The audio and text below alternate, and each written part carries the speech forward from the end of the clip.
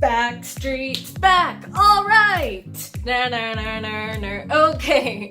Hey dears, Whimsy here, and it feels like it's been 84 years since I've done one of these reviews, so without further ado, let's dive into the latest chapter of Hunter x Hunter and dive aboard the Black Whale. I'm scared, guys. I'm afraid that the Black Whale is going to go down harder than the Titanic. Apparently, Togashi's editor said about the most recent batch of chapters that one of them made him cry and will make manga history. And I'm not sure if he's just crying because Hunter x Hunter came off hiatus, or if the chapter really was that good, or if it was really that sad. Maybe all of the above. All I know is that for sure, the most recent chapter wasn't the manga history-changing one. It was a whole load of exposition. It focused mainly on the twins, Salé-salé, and Benjamin's alarming army of assassins. So let's get into it. We open up this chapter with Fugetsu talking to Mizai about her sister Kacho. And throughout this arc so far, we've gone more and more build-up and background information surrounding the twins' relationship. Earlier, we see Kacho crying over family photos of her and her sister, and we recently have learned that Fugetsu's teleportation ability is related to a childhood game of theirs. So Fugetsu can open up a traveling door, and then the door of return can only be opened by Kacho, and it can lead to wherever they want. And I'm not sure yet if their Nen abilities complete each other's, or if the door of return is still also a part of Fugetsu's ability. However, I do have the feeling, even though we haven't seen Kacho's Nen Beast, that her ability is related to manipulation and music, since we've been seeing her play music a lot lately and she knows Morse code, and she has been promising that she will perform at the Sunday banquet. So I'm hoping she's gonna perform a really sweet diss track to all her family, or she's going to have a secret message for Fugetsu.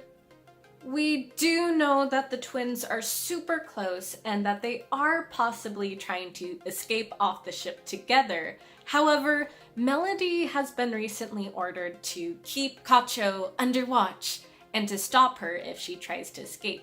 And this was told to her by another Megane-san from the Justice Department.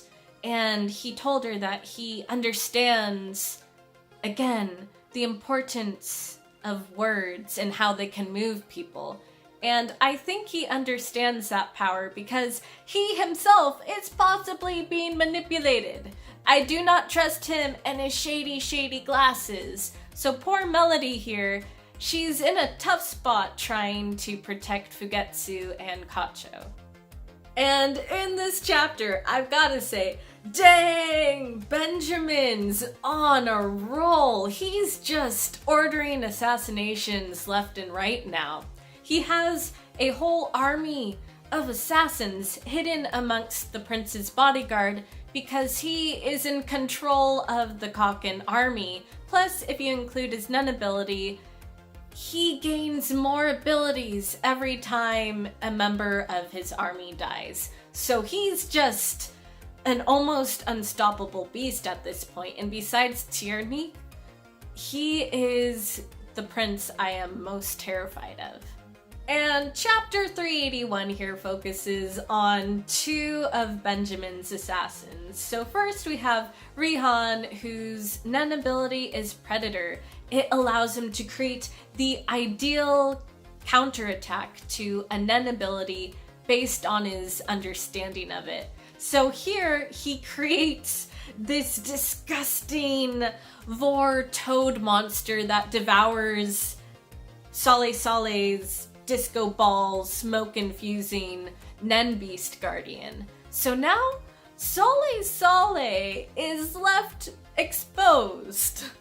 He's kind of screwed right now. Then we also have Ushouhi, whose Nen ability is called How to Get Away with Murder, which allows him to summon a needle to assassinate his target. However, this ability is rendered void if the target notices and removes the needle or they get away from his radius. And that's what happens in this chapter when Fugetsu teleports away from him. So she is saved in the nick of time. So screw you, Benjamin. The twins ain't dead yet. I can't say the same for Salé-salé because I think he's gonna die. Also, in this chapter, I think it's important to note that we keep getting reminders about the Sunday banquet. And it's going to be where all the living, remaining Kaken family members meet.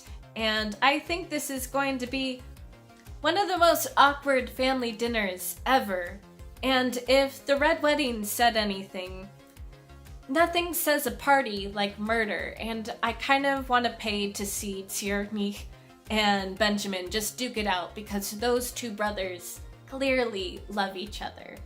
And lastly, in the final panel there, the whole ship gets an announcement that the stowaway has been captured and that people are no longer confined to their rooms.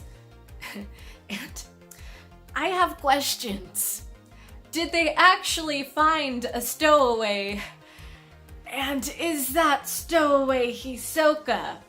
Because whoever it is, or if it's true, if any of the Phantom Troop, mainly Machi and Crollo, hear that news, I'm afraid they are going to come busting into the police quarters. And if they run into Kurapika there, things are going to get really awkward, and I'm not sure if the ship can survive the encounter. Alright, those are all my thoughts and concerns for this chapter so far. If you have any ideas for what the manga history-changing moment will be and what's about to go down in Hunter x Hunter, let me know your thoughts down below. Thanks for watching, and I'll catch you next time. See ya!